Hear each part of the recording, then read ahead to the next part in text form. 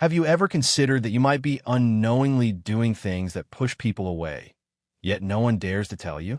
As we age, we tend to form and solidify certain behavioral patterns. Some bring comfort, even wisdom. Unfortunately, others can become what we call blind spots in our personality. You might genuinely believe you're just being yourself. Yet, the reality is that those around you, family, friends, or even casual acquaintances, notice these traits. While they may stay silent, these habits can subtly, yet significantly, shape the overall impression people form of you. This article will explore 12 subtle behavioral traits that often emerge in maturity. Though noticed by everyone, they remain unspoken. Here, unpleasant doesn't refer to physical aspects, but rather to behaviors that gradually erode personal dignity, foster social isolation, and diminish the elegance and respect earned over a lifetime. Each trait presented is meant to prompt deep reflection, not harsh self-judgment. The goal is to gently hold a mirror to yourself and ask, does this still serve me, or is it pushing others away? Here's the encouraging news. Most of these habits are fully correctable. The first step is simple awareness. You'll gain insight into what to watch for and learn to present yourself with greater confidence, clarity, and grace in your mature years. Small changes can profoundly impact how others perceive you, and more importantly, how you perceive yourself. Let's begin. First aspect, neglecting personal hygiene. Among the first things people subtly notice but rarely mention is a decline in personal hygiene. This isn't about extreme neglect, but subtle, accumulating details. It could be clothes worn for days, unkempt hair, overly long nails, or a faint, lingering odor after you've left a room. These seemingly minor details actually carry deep meaning. Hygiene isn't just about cleanliness. It reflects self-regard and self-discipline. In youth, these habits are automatic. But as years pass, energy wanes and routines shift, some begin to ask, what's the point? This shift goes unnoticed by you, but not by others. They likely won't say anything directly, fearing embarrassment or hurting your feelings. Younger family members, especially, struggle to convey this delicately.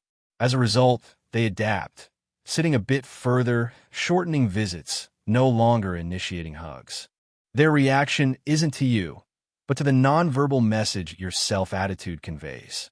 It tells them you've retreated, perhaps stopped valuing yourself as before. Here's the unspoken truth. When you stop caring for yourself, others unconsciously reduce their warmth and respect. This doesn't mean dressing like a magazine model or using expensive perfumes daily, but a fresh shirt, clean hair, and neatly trimmed nails make a huge difference. They send a message. I'm still here. I still care. I still respect myself and you. People react to your energy before your words, and hygiene is a clear reflection of that energy. When you show self-care, it implicitly invites others to treat you with kindness, closeness, and dignity. This is the message you want to send. Second aspect, talking without a filter. As years pass, a curious phenomenon occurs.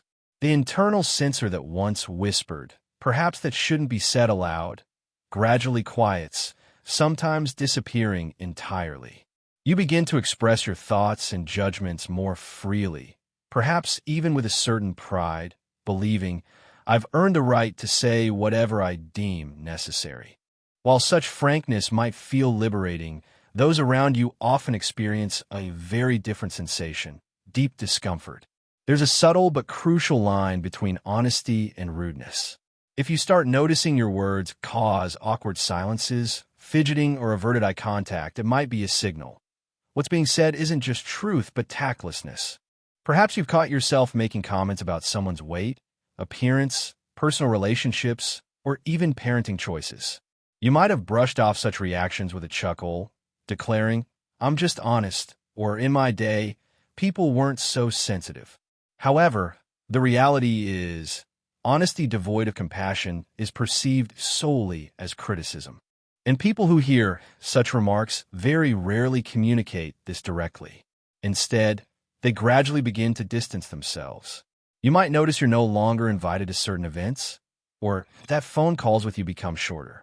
Those around you undoubtedly love you, but they also seek to protect themselves from the sting of these small, careless remarks. This doesn't mean you need to censor every word or walk on eggshells. However, it does imply the need to pause before saying anything and ask yourself, will this be helpful? Will this be kind? Because sometimes what feels like expressing your truth is merely an outpouring of frustration, and it hurts more than you can imagine. A good rule of thumb: if you wouldn't want someone to say it to your grandchild, perhaps don't say it to a stranger. The beauty of aging lies in the wisdom you accumulate. When that wisdom is clothed in kindness, people don't just listen, they pay attention. They feel deep respect.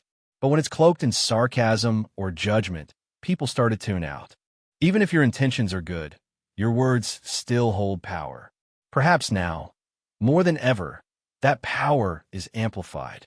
Use it to build connections, not to create distance. Third aspect: wearing clothes that no longer fit.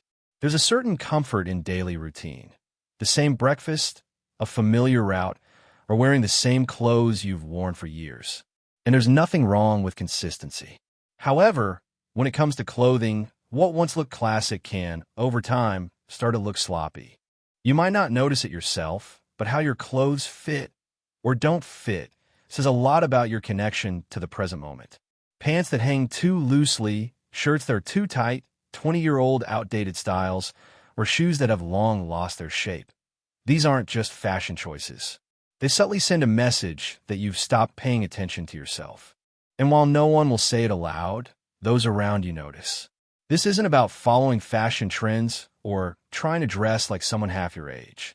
It's about showing the world that you still deem yourself worthy of care. When people see an older person in well-fitting, well-kept clothes that reflect a sense of self-respect, they instantly feel admiration. It tells them that this person is still actively present in the world, not out of vanity, but out of a sense of self-worth. Think about it. Would you wear the same suit to a job interview that you wore 25 years ago? Probably not. The same principle applies to daily life. Our bodies change, our complexions change, and our energy evolves. Dressing to reflect your current self, not your past self, demonstrates emotional presence and self-awareness. Some might object. What do I care what people think? I am comfortable. And that's fair. But being comfortable and being neglectful are not the same thing. You can be comfortable and still look put together. You can be relaxed and still be respectful of your appearance. Even something as simple as updating your wardrobe to well-fitting jeans or choosing a shirt that complements your natural tones can change how people react to you. Not because of the fabric itself, but because of what it represents, that you're still engaged, still aware, still proud of who you are today. People won't give direct compliments. They might not even mention it at all, but they notice. They smile a bit more. They treat you with more deference because, like it or not, how we dress is the first thing the world sees. And even in old age, that first impression still matters. Fourth aspect: interrupting or dominating conversations. Everyone wants to be heard, especially in their mature years, when accumulated experience grants certain knowledge. However, sometimes, in the eagerness to share what you know or to ensure your point of view is clear, you forget to leave space for others. This can start subtly. You're in a conversation, and someone brings up a topic you've encountered. You jump in. You offer your story. You start explaining what others should do. Before you know it, 10 minutes have passed, and no one else has said a word. The trick with this habit is that it doesn't come from malice. In most cases, such behavior stems from a genuine desire to help. However, the problem is this: when you take up too much space in a conversation, you inadvertently silence the very people you genuinely care about. And they typically don't tell you directly. Instead, they start to withdraw. They stop calling as often. They shorten conversations. You might sense this distance, but not always understand its true cause. People long to feel seen and heard, not lectured. And when every dialogue starts to feel like a one-way street, it subtly but destructively impacts relationships, especially with younger people or grandchildren who may already feel some uncertainty about how to connect with someone from another generation. This isn't about talking less. It's about listening more, allowing pauses, asking more questions than giving answers, and resisting the urge to jump in with advice unless asked. One of the most powerful things an older person can do in a conversation is to exercise enough restraint to allow others to fully express themselves. Not because you have nothing wise to say, but because they need to know their words matter too. And here's the irony. The less you dominate a conversation, the more people seek your opinion. The more you listen, the more they trust you. You become someone people want to talk to, not someone they feel obligated to prepare for. So, next time, whether in a group or just one-on-one, pay attention. Are you truly listening or just waiting for your turn to speak? This small shift in awareness can change everything. Because when people feel heard, they open up. They draw closer and start looking forward to the next conversation rather than dreading it. Fifth aspect, complaining about younger generations. It starts as a simple observation. You see a teenager glued to their phone and think, in my day, we actually talk to each other. You hear someone in their 30s make a decision you disagree with and think they have no idea how the real world works. And before you know it, these thoughts begin to slip into conversations with friends, family, even strangers. You might not realize it, but when you constantly criticize younger generations, it sends a powerful and often destructive message. It tells those around you, especially your children and grandchildren, that you're not interested in understanding them, that you're stuck in a time that no longer exists. Now, here's the uncomfortable truth. Every generation thinks the next one is lacking. There's nothing new about that. But when this criticism becomes a habit, people see you not as a wise mentor, but as a bitter grumbler. You might mean it as a joke. You might think you're just stating the obvious, but to those who hear it, especially those under 50, it often feels like rejection, as if you're dismissing their entire world, their values, their way of life. As a result, they stop opening up. They keep things light. They avoid deeper conversations because they brace for judgment. Even when they love you, they start to keep a part of themselves at a distance. This doesn't mean you have to agree with everything young people do. It doesn't mean you have to embrace every new trend or idea. But it does mean choosing curiosity over criticism, asking instead of assuming. When you shift from saying, these kids have it easy today, to asking, what's it like trying to find your way in this world? You open a door to connection. You create space for dialogue, not division.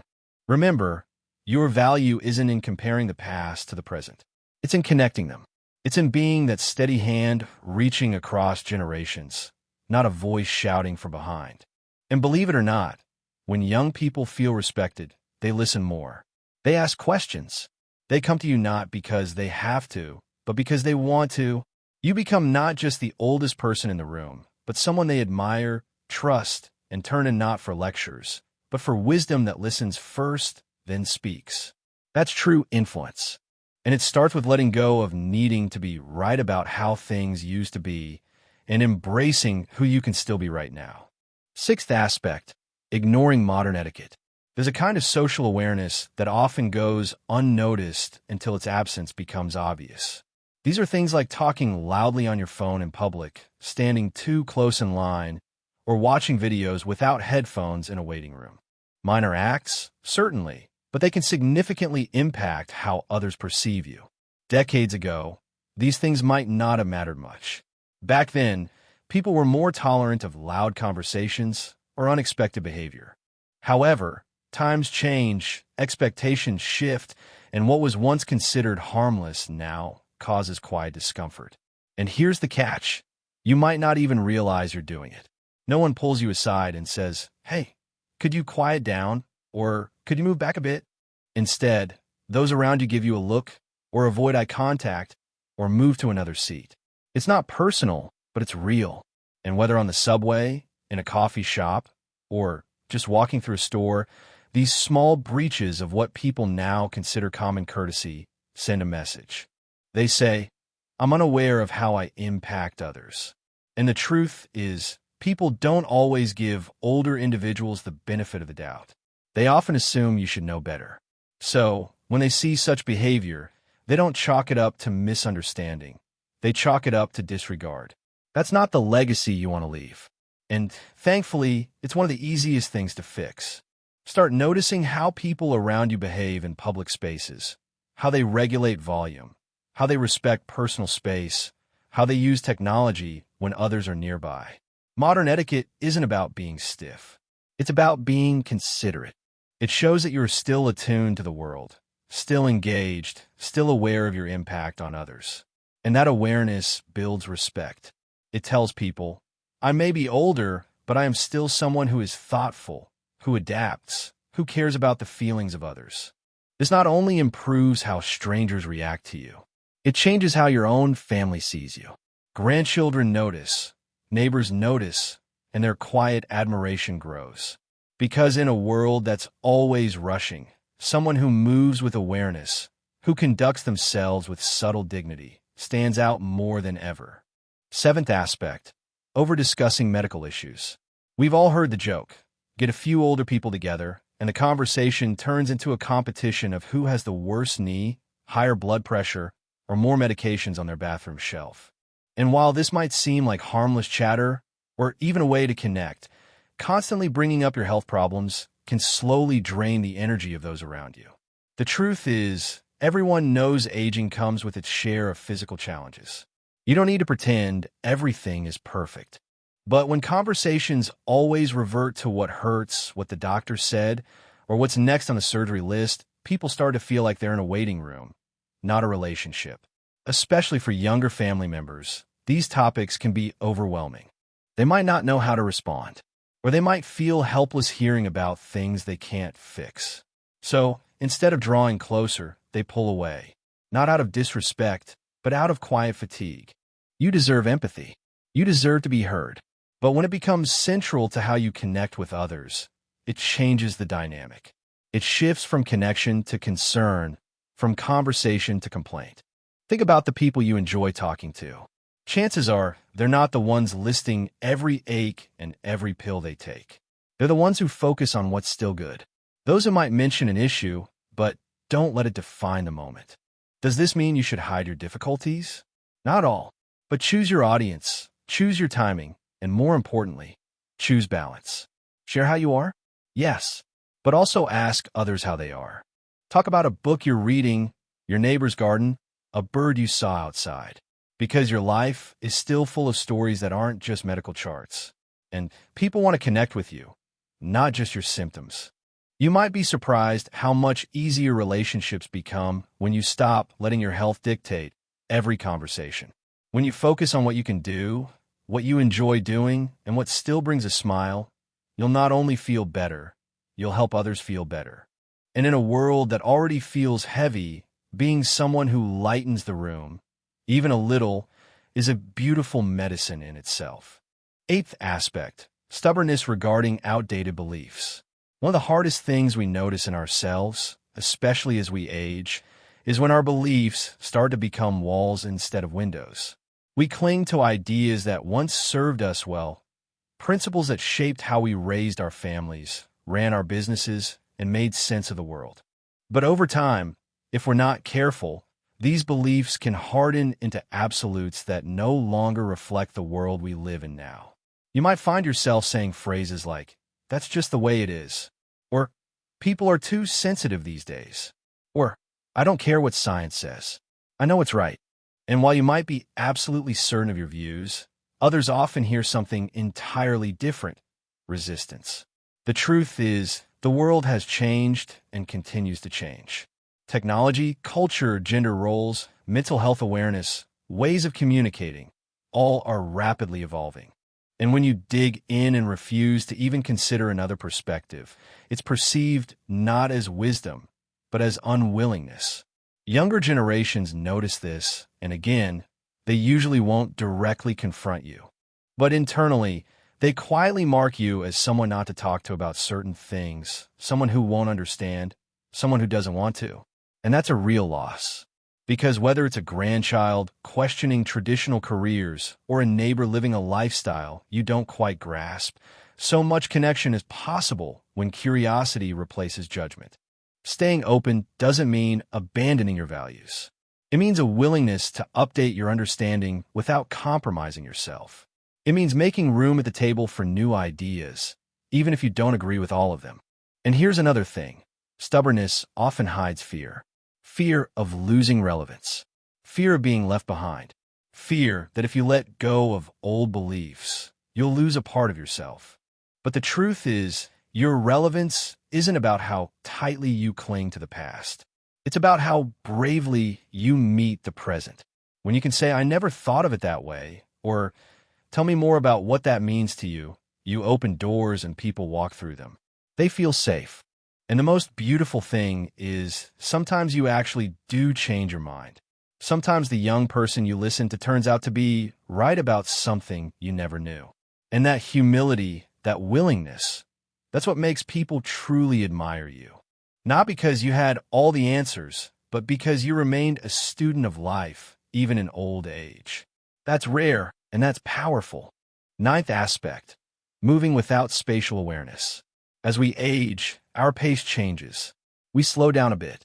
We might feel less steady or more cautious in our steps, and that's perfectly natural. But what often happens without our awareness is that we become less mindful of how our movements impact those around us. You've probably seen it.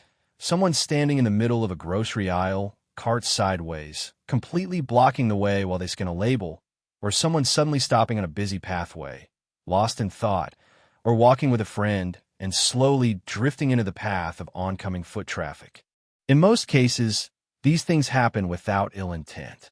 You're not trying to be inconsiderate. You're just focused on your task. But to those around you, especially those in a hurry or navigating tight spaces, it feels like friction, as if small obstacles are being created that make their day a little harder. And here's the key. People rarely say anything. They just sigh, walk around, maybe give a quick glance, and go on their way. But over time, these small moments accumulate in how others perceive you. They might start to see you as someone who is always in the way. Or they might silently decide to avoid situations where they'd have to walk alongside you, shop with you, or navigate public spaces together.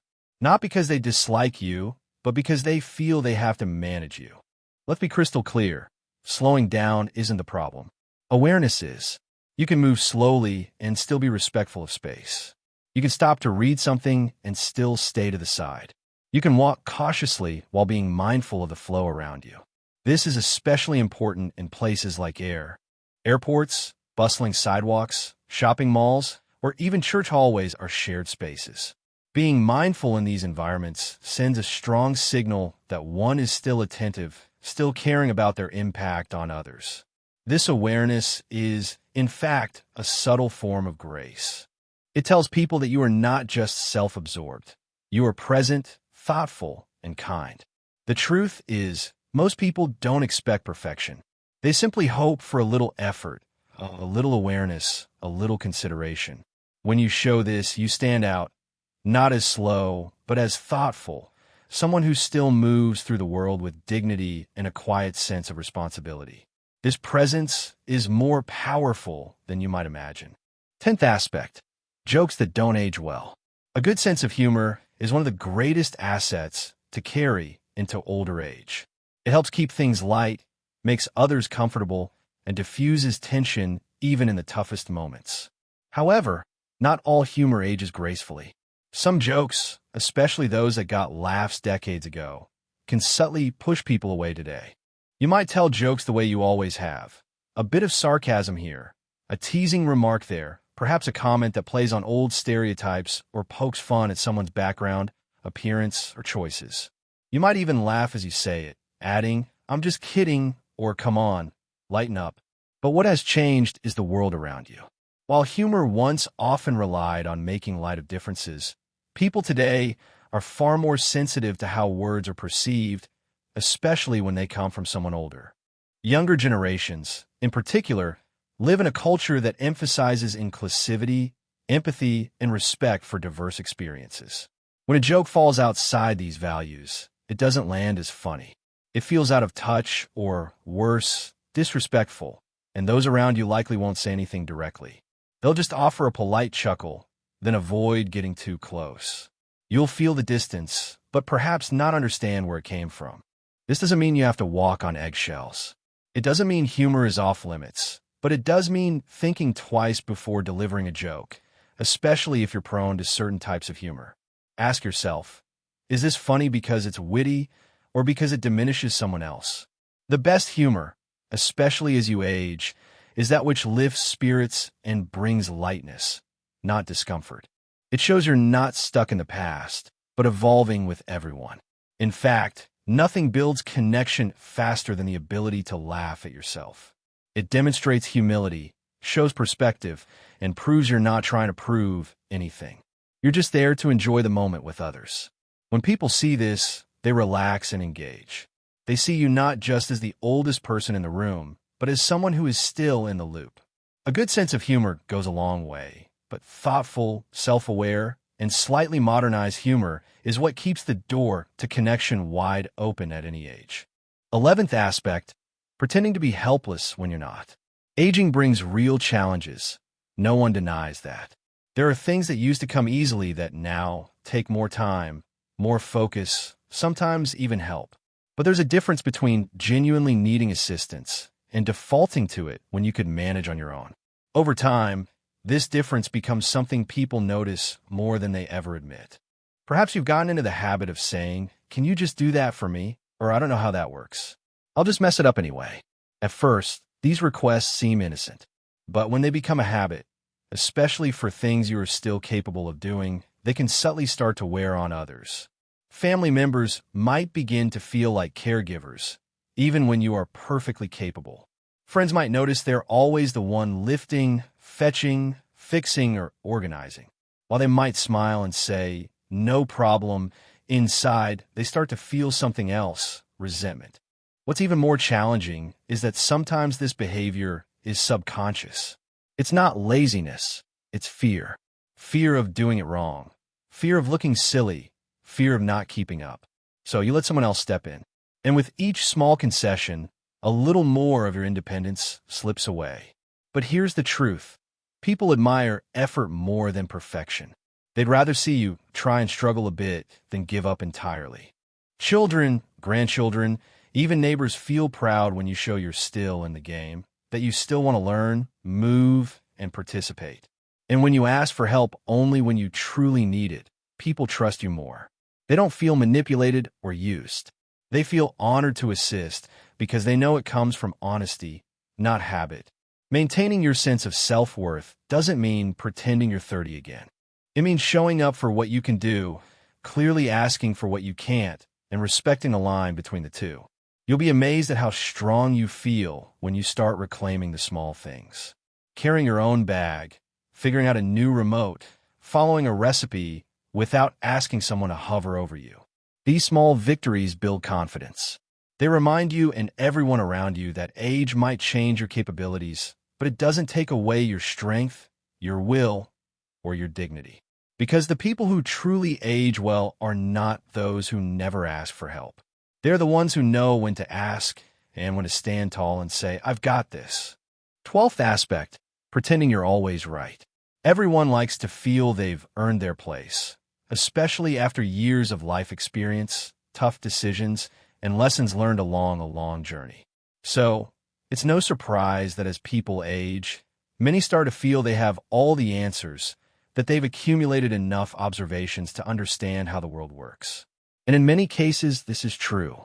However, here's where the challenge arises. When the need to always be right starts to override the desire for genuine connection, others stop listening. This can manifest in small ways.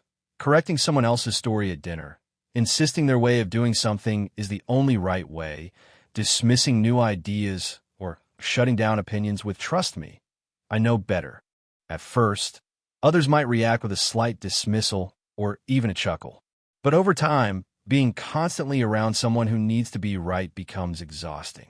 People start to shy away from deep conversations, keeping their thoughts to themselves. They stop arguing, not because they're convinced, but because silence seems easier. The irony is that for many older adults, this behavior isn't driven by arrogance. They do it to feel secure, to maintain a sense of authority in a rapidly changing world. But when the need to be right outweighs kindness or curiosity, it backfires. True wisdom isn't about having all the answers. It means knowing when to offer your perspective and, conversely, when to let someone else explore their own ideas. It means expressing your opinions with conviction, but always remaining open. Because here's the unspoken truth. The people we admire most are not those who constantly correct us. They are the ones who listen intently, reflect deeply, and gently offer a different perspective without forcing it. When you stop trying to win every argument, people, in essence, start coming to you more often. They ask for your opinion, valuing your input, not because you're trying to dominate, but because your words carry a quiet, thoughtful weight.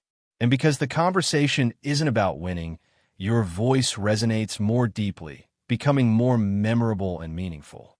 Ultimately, the need to always be right fades over time. What remains as a legacy is how you made others feel.